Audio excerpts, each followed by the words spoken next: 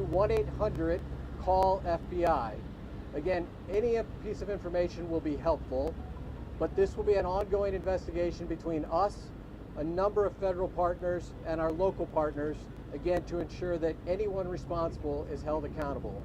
With that, I will turn it over to my counterpart from the ICE Enforcement and Removal Office. Good morning. My name is Joshua Johnson. I'm the acting field office director for ICE Dallas. I'll be brief with my comments, but I do want to start off by saying thank you to the Dallas Police Department, Dallas FBI, HSI, CBP, ATF, and virtually every law enforcement officer in North Texas for your support. This is the second time I've had to stand in front of you and talk about a shooter at one of my facilities, and I think that the takeaway from all of this is that the rhetoric has to stop. There are people out there who are seeing what is being placed online, and they're coming and they're doing acts of violence against ICE employees.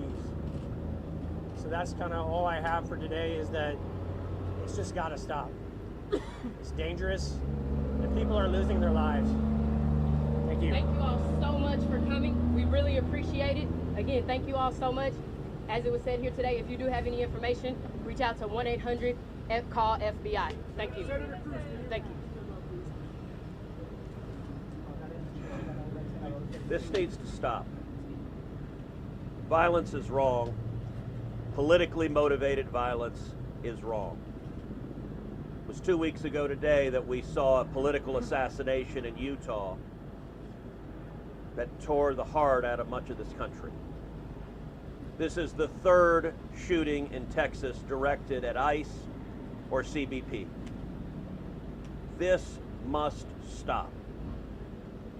To every politician who is using rhetoric demonizing ICE and demonizing CBP, stop. To every politician demanding that ICE agents be doxxed and calling for people to go after their families, stop. This has very real consequences. Look, in America, we disagree, that's fine, that's the democratic process. But your political opponents are not Nazis. We need to learn to work together without demonizing each other, without attacking each other. And I want to say thank you. I want to say thank you to the brave men and women of law enforcement. I want to say thank you to the brave men and women of ICE and CBP and everyone who puts their lives on the line to keep us safe.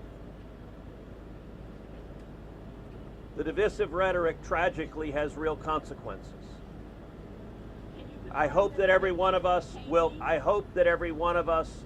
pray, number one, for the safety of law enforcement that are risking their lives to keep us safe. Number two, for the health of those who were shot and injured today. We still don't know the full details of who was injured, but for the families also of the victims of this shooting. Violence has no place. It is wrong. And we should come together. If we want to have a debate about immigration policies, we can do so in the halls of Congress without demonizing each other, and especially without demonizing the men and women who every day put on a badge and go risk their lives to keep us safe. And we should not be putting language out there that inspires madmen to commit evil crimes. Our prayers are with the men and women of law enforcement, and we ought to come together and have some decency across the political aisle to say this violence is wrong and it needs to stop. Senator, have you been told that immigrant detainees were the victims of today's shooting? My understanding is the details of who the victims are still being ascertained, so I don't want to go ahead of law enforcement releasing these details. What they have said is that no law enforcement was injured, and so that's a natural inference, but I don't know the details. Special Agent, can you talk a little bit about some of the evidence you mentioned earlier? Just for clarity, I think there's going to be a lot of questions. Our understanding is that some of the shell casings had specific writing that was relevant to the motive. Give us more information. So I'm not going to go into any more details at this time. We will come back to you when we have more details to share. Again, our goal here will be transparency as those details become available, but we are still in the early stages of an investigation. Information is still coming in. When we have more details, we will come back to this group.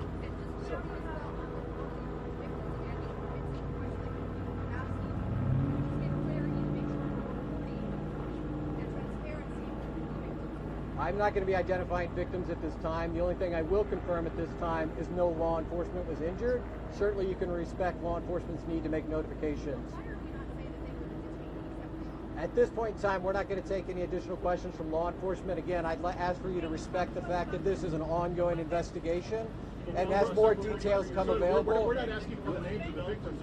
I understand. In a general sense, I will, if the victims are the detainees. the only thing I can say right now is no law enforcement was injured this morning as part of the attack. I won't be taking any more questions, neither will law enforcement this time. We'll come back to you later today or in the coming days when we have additional information. Thank you for your time. Thank you a lot.